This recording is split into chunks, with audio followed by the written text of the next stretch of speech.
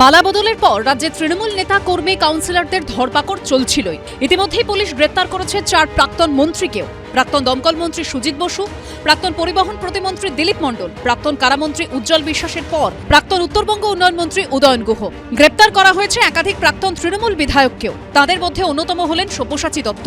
শুক্রবার পুলিশের জালে পড়লেন আরও এক প্রাক্তন তৃণমূল বিধায়ক। ভিন রাজ্যে গা ঢাকা দিয়েও শেষ রক্ষা হলো না। কর্ণাটকের বেলাগাভি থেকে গ্রেপ্তার করা হয়েছে হুগলির তারকেশ্বরের প্রাক্তন বিধায়ক রামেন্দু সিংহ রায়কে। গত 11 জুন রাতে হুগলির ধনেখালিতে প্রাক্তন তৃণমূল বিধায়ক রামেন্দু সিংহ রায়ের বিএড কলেজ থেকে বিপুল পরিমাণে সরকারি ত্রাণ সামগ্রী উদ্ধার হয়। নিজের বাড়ির পাশেই এই বিএড কলেজ তৈরি করেছিলেন প্রাক্তন তৃণমূল বিধায়ক। এছাড়াও তার বিরুদ্ধে হুমকি, তোলাবাজির মতো অভিযোগ দায়ের হয়। তারপর থেকে গা ঢাকা দিয়েছিলেন তারকেশ্বরের প্রাক্তন তৃণমূল বিধায়ক। পুলিশ সূত্রে খবর, গোপন সূত্রে জানা যায় কর্ণাটকে গা ঢাকা দিয়েছেন তিনি। বৃহস্পতিবার রাতে সেখানে যায় রাজ্য পুলিশের একটি দল। শুনলাম বা দেখলাম টিভিতে উনি গ্রেপ্তার হয়েছেন। গোটা তারকেশ্বর জুড়ে একটা শান্তির বাতাবরণ এসেছে। মানুষের মনে যে সন্ত্রাস বা ভয় একটা ছিল, সেই ভয়টা অনেকটাই আমরা মুক্ত হয়েছি।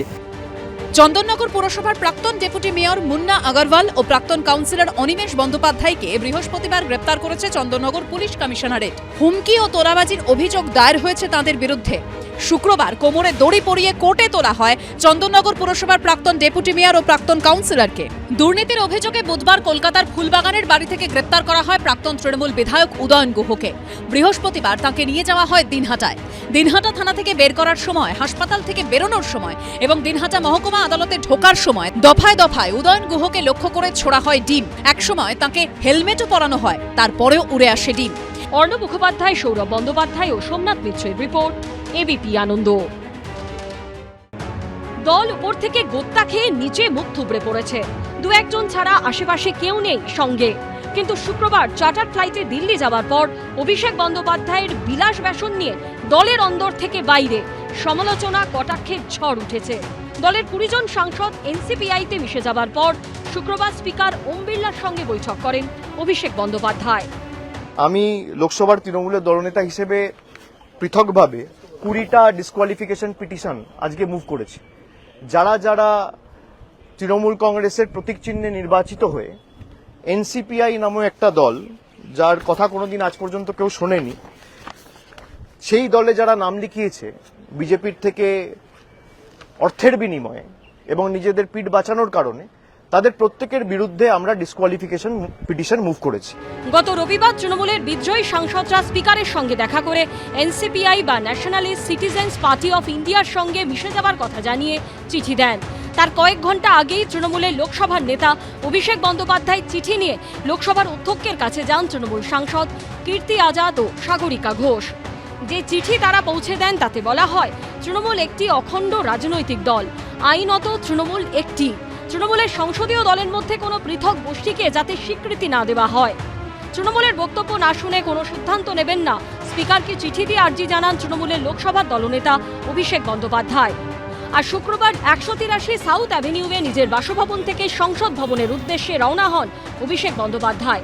সঙ্গে ছিলেন তৃণমূল সাংসদ ডেরেক ওব্রায়েন, সৌগত রায়, কল্যাণ বন্দ্যোপাধ্যায়, মহুয়া মৈত্র, সাগরিকা ঘোষরা। অধ্যক্ষের সঙ্গে প্রায় 50 মিনিট বৈঠক হয়।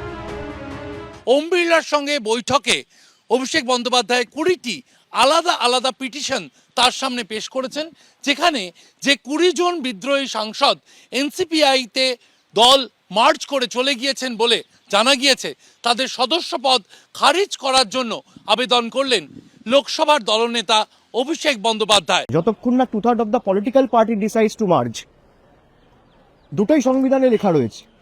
এই 10 শিডিউলের এই পয়েন্ট নিয়ে যে একাধিক সুপ্রিম কোর্টের জাজমেন্ট রয়েছে, সেটা আমরা আজকে স্পিকারের কাছে উপস্থাপিত করেছি এবং তিনি এগুলো বিস্তারিত দেখেছেন। তিনি আমাদের আশ্বস্ত করেছেন যে আবার তিনি খুব শীঘ্রই আমাদেরকে ডাকবেন এবং আমরা বলেছি এদেরকে ডিসকোয়ালিফাই করতে হবে। আমরা আশাবাদী যে স্পিকার নিশ্চয়ই তাদেরকেও ডেকে আমরা যে কথাগুলো বলেছি তাদের থেকে সদুত্তর চাইবে। বুক চিরে দেখাবেন ওনার বুকের ভেতরে রাম লক্ষ্মণ সীতা বাস করে। হ্যাঁ, উনি স্পিকারের কাছে যাবেন, উনি কাকে আসল বলবেন কাকে নকল বলবেন, নিজের দলের লোক, নিজের সিম্বলে জেতা। কাল অব্দি হয়তো বলতো দাদা কাকু এসব বলতো, তাকে বলবে এখন নকলি মাল, সেটা ওদের ব্যাপার, এখানে আমি কি বলবো। যারা যাবার তারা চলে গেছেন, বিধানসভা হোক কিংবা লোকসভা। দলের রাশ মমতা বন্দ্যোপাধ্যায়, অভিষেক বন্দ্যোপাধ্যায়দের হাতের বাইরে চলে গেছে, তবু তারা লড়াইয়ের চেষ্টা করছেন। শেষ অবধি সফল হন নাকি ব্যর্থতার মুখে ফের দেখতে হয়, তার উত্তর দেবে সময়ই। বিজেন্দ্র সিংহ, শিবাশিস মৌলিক ও উজ্জ্বল মুখোপাধ্যায়ের রিপোর্ট, এবিপি আনন্দ। এবিপি আনন্দ, এগিয়ে থাকে, এগিয়ে রাখে।